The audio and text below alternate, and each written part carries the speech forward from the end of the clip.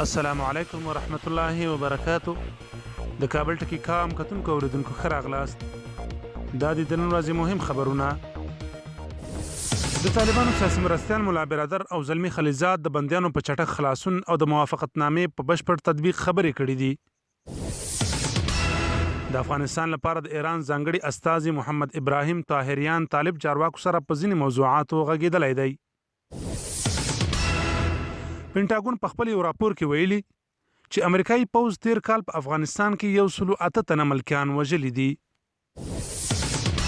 هلمند ولایت کې په عملیاتي قوې چاودنو د 3 قومندانانو د وژلو ترڅنګ ګڼو عسکرو ته مرګ ژوبله اړولې. د ولسي جرګې یو شمېر غړو ویلي چې مافیایي کړۍ د برېښنا پر تاسیساتو او کارکونکو بریدونو کې ښکیل دي. لیبیا کې حکومتي ځواکونو د جنرال حفتر اړوند وسلوالو الوتکه وشتلې. د خبرونو پای.